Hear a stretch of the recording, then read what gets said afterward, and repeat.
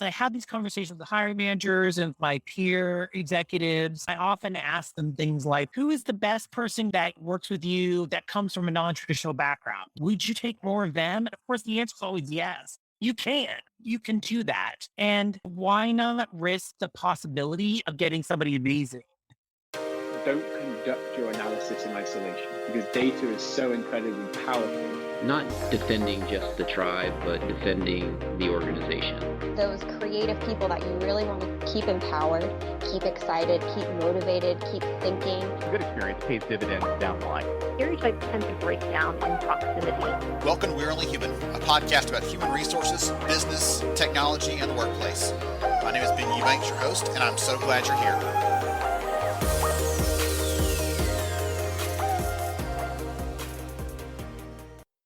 Hi, it's Ben Eubanks. I hope you are doing well.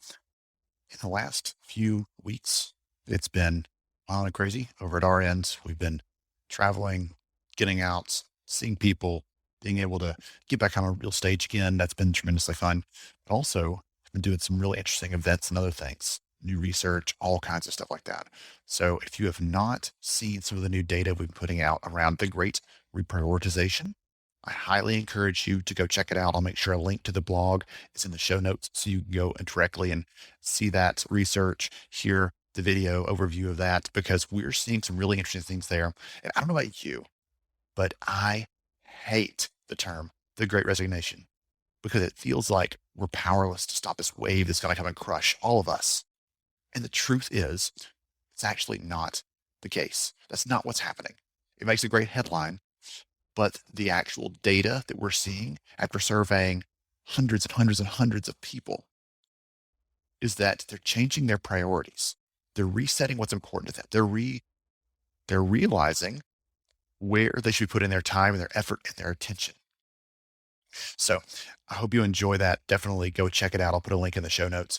In addition to that, today you're going to hear a special episode. I actually had the opportunity to record this recently with Peter Sursi of the FBI. We talked about some things that he's seeing around how we should be hiring people, not just for what they can do today, but what they can do for us in the future. Really looking at the potential aspect and not just hiring for their proficiency today.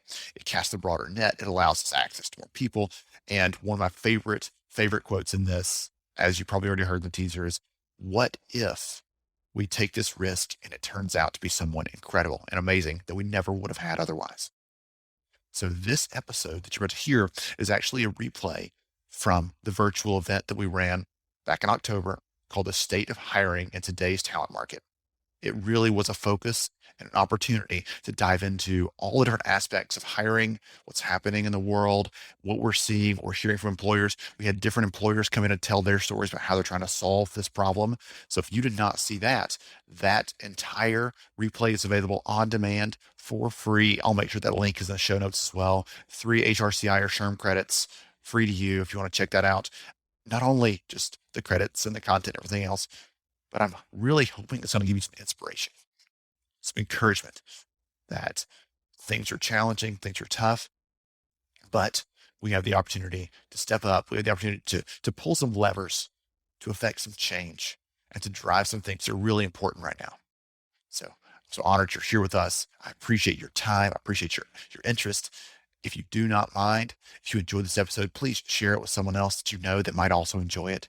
Word of mouth is the best way the podcast grows, and I personally would appreciate it. Now, without any further ado, let's get into Peter Sursi. Let's hear from him. You're going to get fired up. I'm telling you, he's got incredible passion for this stuff. You'll enjoy it thoroughly. So let's dive right in. Hey everyone, welcome back to another fun conversation. We're going to be talking with one of my friends, Peter Sursi, about what's happening in some of the things that the FBI is doing around hiring, and also get his insights into why we shouldn't be hiring only for someone's degree, someone's experience, but also looking at other factors, especially today, as every company is saying, we can't find people, and we're going to give somebody on how to cast a broader net, I guess, and explore that a little bit. I'm so excited to quiz him because he and I did not prep very much. And so I'm so excited to hear what he has to say. I have my pen ready over here to make my own notes and learn from him as we go. So Peter, welcome. Glad to have you. Yeah, thanks for having me. Absolutely. Before we dive into some of the fun stuff, would you take a minute and tell the audience a little more about who you are in what you do and leave out all the interest you have in pumpkin spice baked goods because those are, well, Yeah, I'm definitely a pumpkin flavored baked goods kind of guy for fall. Yeah, so I'm with the FBI. I've been with the FBI for 23 years. Started out in operations, and then a lot of us found my way to human resources sideways. Fell in love with it. So for 5 years, I was the head of foreign language hiring for translators, interpreters, things like that for Bureau. And then for 4.5 years, I was head of hiring for the entire FBI, which was crazy, but super fun, really interesting. Loved it. And then about 4 months ago, they said, hey, I know you're not an accountant or do anything in finance, but why don't you go sideways to take a role in our finance division? So now I'm trying to figure out finance stuff, but really they're all people problems over there anyway. It's all good. It would probably do some financial people, some accountants, financial analysts, things like that, some good to be around people. It's all, we're not communicating well. How do we set a common culture? How do we problem solve? It's all the same stuff. If only there was an HR person that we could plug into that. That's all it is on that. Yeah. Okay. Yeah. Well, that's awesome. That is so awesome. And what's fun for me is that might be an example we're talking about here in this conversation today, right? There's nothing on your resume that says, you know what, we should do with Peter. He's plugging in over here. But a lot of company I'm talking with, a lot of leaders we're talking to, and some of the other sections of the event today, we're hearing from leaders talking about how to cast a bigger net, how to attract more candidates, how to be different in their hiring practices, because finally things got painful enough. One of my favorite sayings, when the pain of change is less than the pain of saying, we're going to make that change. And so more organizations are leading into how to make that change. I'd love to hear from you because I've seen a piece you've written on this and thinking about what's happening in the space. And so respect your opinion a lot. How can companies start down that path of saying, okay, let's consider this? Why should they? I'm start with that, kind of cast a vision for it. And then we'll get into some of the hows and what it takes to make that actually work. Yeah. I think from the biggest picture, like you said, everything is a hot mess right now in the labor market. And that comes with pain, but also tons of opportunity.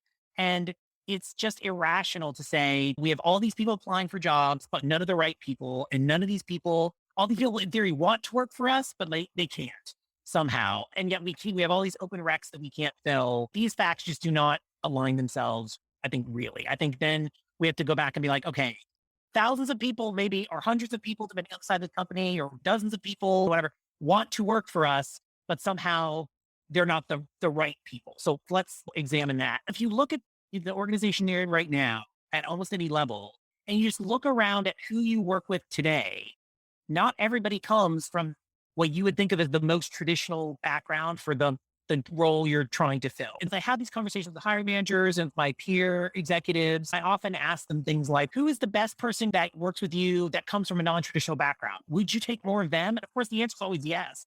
You can do that. And why not risk the possibility of getting somebody amazing instead of just having these open recs stay open? And at some point, I think we always think about is the risk of this person we're going to bring in maybe failing, because that's what do all hiring managers want? I want somebody that's going to come in and be successful. So it's the risk of future failure that there gets, but we don't think of that, the loss of productivity, the absence, and the stress that puts on all of our other people. Like those are sometimes tangible, sometimes a little bit more intangible, but the longer those go on, like that's a huge cost too. And is that actually less than this future risk of maybe failure? I don't think so. Career Builder had a study a couple of years ago, and the big takeaway, there's like $1 million price tag on the cost of the skills gap.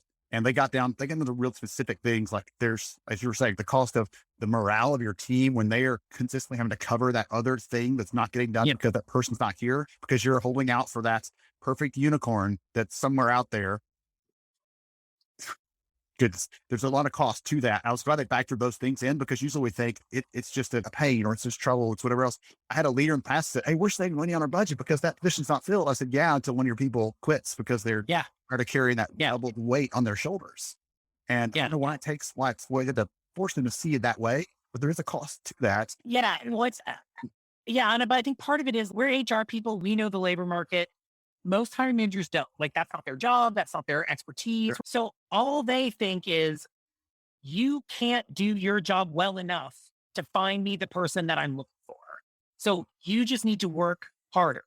We know that's crazy, but they don't. So I think a huge part of our role as HR professionals is to try to make sure the hiring managers understand like what we're working with, what is happening. It's hard because I know, because of course I talk to my peers. They're always like, hiring managers, they don't want to hear reality. They don't want to hear what you have to say. And I get it. I've been in those situations both times. I think we all have been. Right. And that's why having that relationship of trust with those hiring managers, like working really hard to build those relationships is so critical, because like when you tell them something that they don't want to hear and they don't know you, all they know is you're some guy from outside the department who's basically saying, I can't have the shiny thing that I'm convinced I need to be successful. They're just going to push back. And that's the fear of their own failure. And so you need to reassure them, hey, I'm here to help you be successful. If you're successful, I'm successful. All I want to do is fill your job and you're successful. And then like, I got other stuff to do. So let me help you. And we're going to build this relationship of trust. So I think if you like focus really in on that relationship, that you're here to help make them successful, then maybe, that you can start to tell them things like maybe they don't want to hear, maybe you can lead them to think of new ways that they hadn't thought about before. That's how I would start for sure. In terms of building a relationship, would you recommend asking questions, understanding what their priorities are, or understanding what earlier, one of the ways that you said that the thing they care about is team performance, stability, like making sure that things are just working because they don't want to have to stop what they're doing and focus on fixing that thing. I think you said, why not risk getting someone amazing? I wrote that down. I think that's a great way of looking at it. What sort of questions should someone ask to start building a better relationship or start deepening that relationship that already exists, so that when it comes time to say, I want to push back on this gently but firmly, what's the best way to kind of put some money in that bank so that when it's time to take out that withdrawal, it's not a lot of pushback?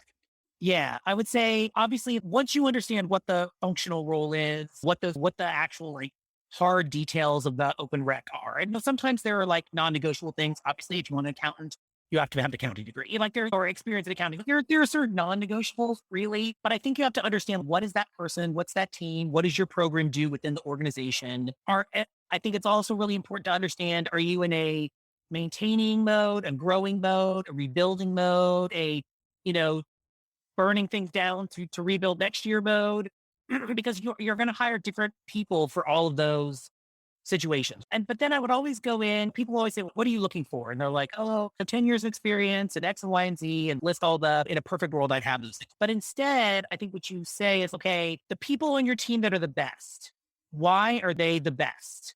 What makes them the best? And a degree from Stanford or 10 years of experience in the industry maybe is the reason, but probably not. It's probably, they're a great problem solver. They have great intuition. They work their butt off all the time. They are super dedicated and they really want to get things. They have tons of initiative, all of which are the soft skills that anybody can have. And I think that's where you lead them. You say, okay, so what you really want are more people like them. So you want people with like high level initiative, problem solving, dedication to what they're doing. I always throw, because nobody outside HR knows the word learning agility. They don't know what that means, but I always throw that in because they know they need that. If they don't know that, the ability to learn new things and be successful, I always throw that in. They always nod. I'm like, okay, I'm going to find you people. That's their core skill set. That's the people that's going to be succeed. And then if they have this, then those are like the next layer out. And think of it, that's the core. And then every one of these other things that you would love, those are like the bonus option. That's the downloadable content bonus pack that you get after you've solved the core game. That's how I usually try to pitch it to them and see it that way. And usually, not always, usually that works. And sometimes they'll push back and be like, okay, but tell me why that's important. Because when you talked about your person that's amazing, you didn't mention that right off the bat. So tell me what's going on like that. And would your amazing person right now meet the rec you're giving me? So that's also something to do with, okay, how many people on your team right now meet the rec you're giving me? And sometimes that's not relevant and you would expect them to say that. Hey, I have a team full of newbies. I need an experienced person to balance them out. That's totally legitimate. I have a team of very experienced people. They all meet that. I was like, okay, so it sounds like what you can use is you can bring in some junior talent because you have all these people to mentor that. So there's a little bit of pushing them in the direction you want. I love those examples because those are very tangible and practical for people listening in. Say, okay, now I can go and do this thing. So next time you're having one of those conversations, or you're out there listening right now, when you're having those conversations, use some of those things Peter's talking about, some of those tactics, some of those strategies. What's funny is what's interesting, I guess, not funny. What's interesting is as he was talking, or as you were talking through some of those things a minute ago, get them to say yes to a few things. And then when it's time to say, hey, and so next time we're going to do this, I'll look for these things and those will be bonuses. Okay. You're getting them, you're leading them this path. It's like an old sales tactic to get them to start saying yes. And at the end of the process, they'll say yes to whatever the big ask is. And that's the big ask. You're building up to that. And you're like, oh, this is important. What about this thing? Do you think this is important to this person, to this role? And you start getting them to these like little micro yeses leading up to that big, I'm going to ask you to do something that might be a little uncomfortable. Commit to that. And there's a lot of research that shows people do that. Yeah. But it's so interesting that you said it's like a sales tactic. And I want to talk about that because part of the reason, like when you go into a high sales pressure place, that we react negatively to that, which we often do, if they're trying to sell you windows or whatever, a car, they show up your neighborhood with their flyer and the clipboard and you just like, you're adrenaline already. It's because there's no relationship. Your car warranty, by the way. Yeah. Thank you. It's because there's no relationship of trust. There's nothing to be this, I don't want to say pressuring, but like this maneuvering on. That's why creating that relationship is so important. And if you're new to this hiring manager, you do need to spend that time and be like, hey, let me tell you about me. Let me tell you how I work. Tell me more about you. Again, I'm here. The most important thing is I'm going to make you successful. My job is to ensure that you hit your numbers, you meet your goals, you do whatever you do, because that establishes that you are the partner in what they're trying to accomplish, not, look, I got a rec to fill. Tell me what you want. I'll do it. Whatever. I'm like a chop shop. I'm just like in and out and out. There are HR departments like that, like clearly, but you don't want to be one of those HR departments, right? You want to be this partner. And so I would say jump in and start there, right? That's that. The more you can concretely ground it in their business objectives and you are here to make their business objectives successful, the more likely you are to take away their anxiety about, but what if I fill in the blank? Don't get somebody in time. Don't get somebody who's the right level. Don't get somebody who can be successful. You're trying to like pull that anxious energy out of the system, right? Yes. I want to tell you I'll give you a quick example of a company, a recruiter that I talked to a year and a half ago that was doing this because they had run into this problem where the skills they were looking for, they could not find. And so their hiring manager said, okay, what are the things people got to have? Okay, I've got to have this degree from this school and they've got to have experience with this competitor. And they had these really specific things and they could never get them to budge on that. So she actually said, okay, we're going to have a group interview this week. We're going to have 5 people up front. You're going to take notes in the back. I'll ask them the questions. At the end, you tell me which ones you like. And so at the end of this, they asked them some questions to understand their kind of technical proficiency, things like that. At the end, they said, okay, I like number 3 and number 5. And only then did the hiring manager get the resume and find out, oh, by the way, none of those candidates had either of those things that you said were a must have for that job. She was trying to get into to realize that this is something you've figured out in your head. It's not actually anything in reality. And so that's an other example of someone I've seen trying to break down those barriers gently, but to make a really clear point that the things that you think are true, they may have been true at one point. Absolutely. I don't want to say that your opinion doesn't matter, but today this is a very different environment. And rather than just saying, oh, it's hard, let's use some actual data or evidence to try to back up this new approach. Yeah. And I think the reality is also you can tell in a screening interview or a first round interview, are these people interested in your company or your organization, or were they just shotgunning resumes out? And you don't just want to take, anybody either. But I think if people are passionate about your organization or the industry, that will carry them a long way, especially if they're earlier in their career or more probably they're trying to change industries. They're trying to go from one to another. Like changing industries mid-career is hard, right? There's a lot of institutional inertia keeping you where you are.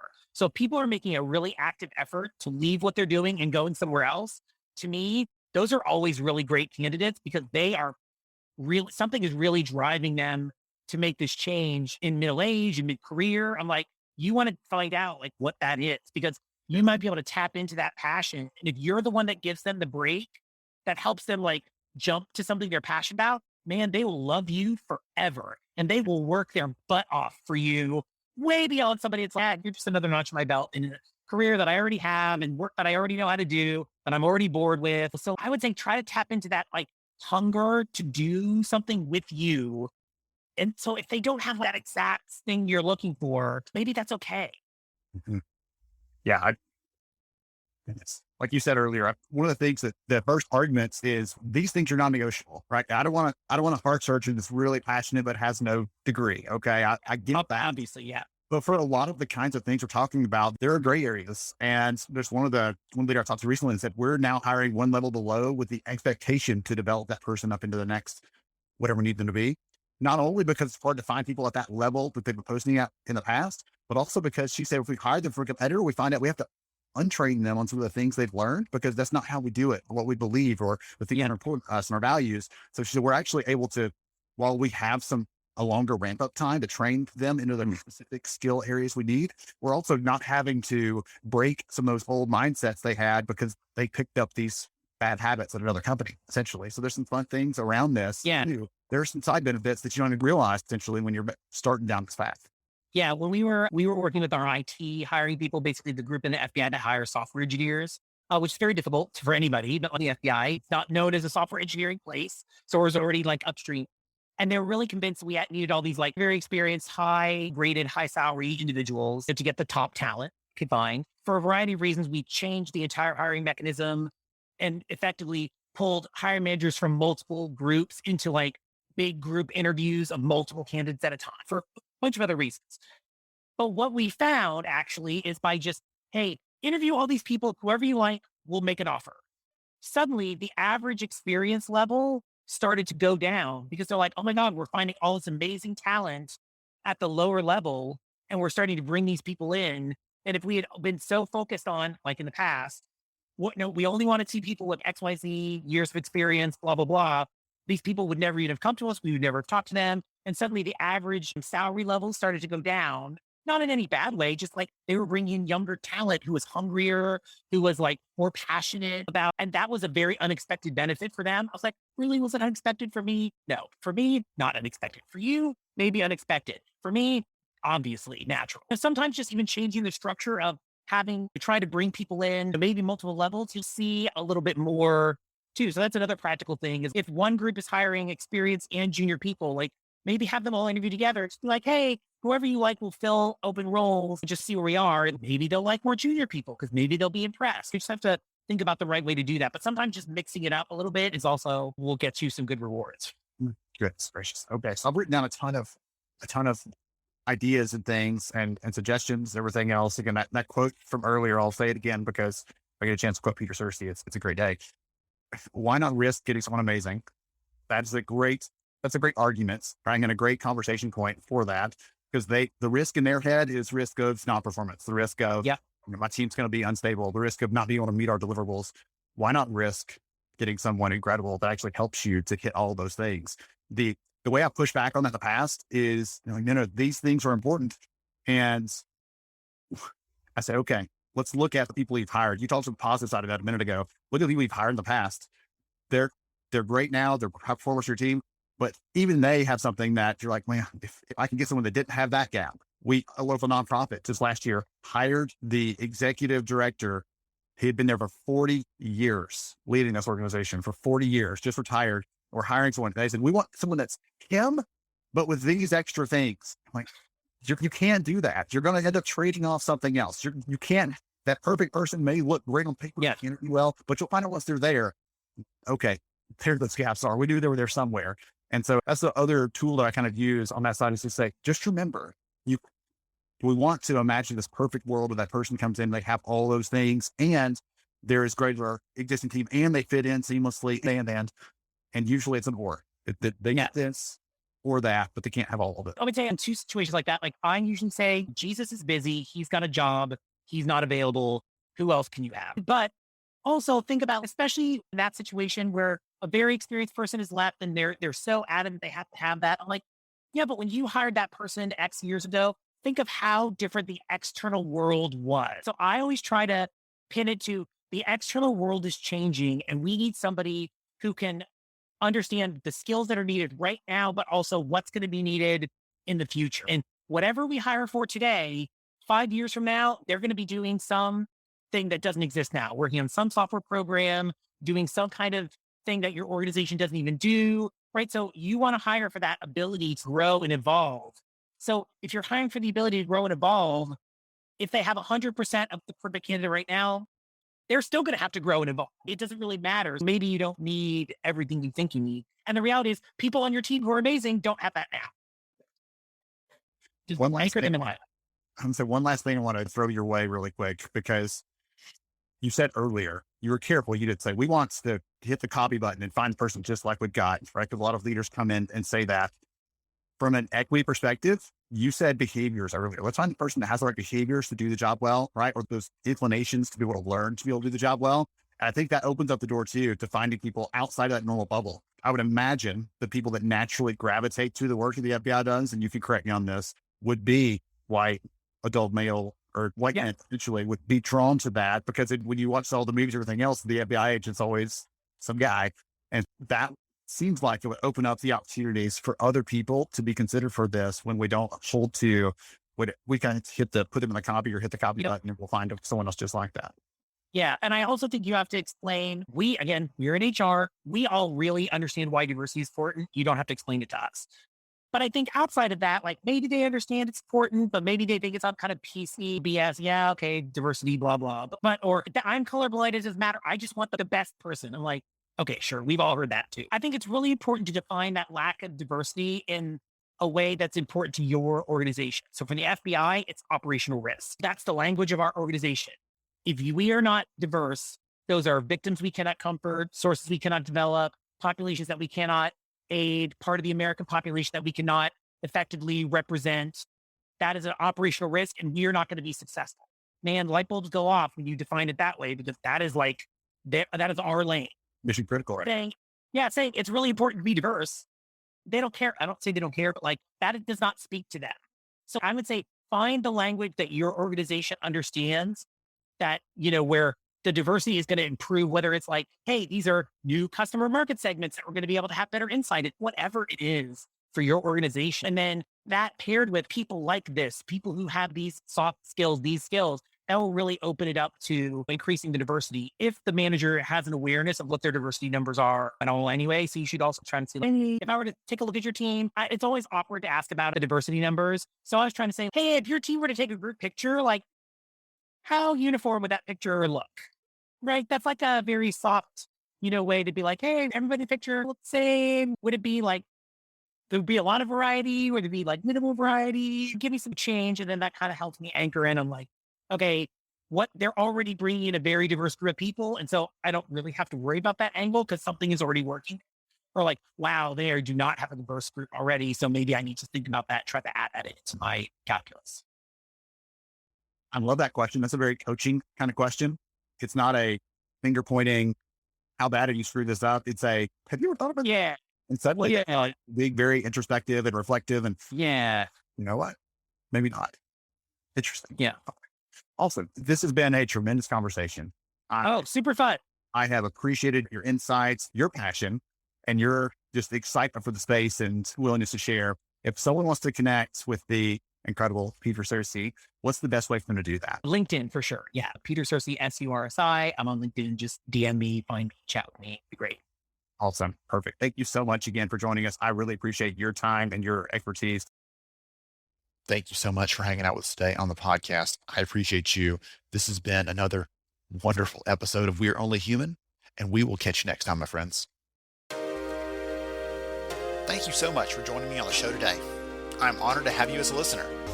If you enjoyed this episode, please take 10 seconds to rate it at iTunes, Stitcher, or wherever you listen to your podcast. Also, if you know a friend that could benefit from today's conversation, please pass it their way. After all, a rising tide lifts all ships. To see show notes, sponsor information, and our full show archives, visit onlyhumanshow.com.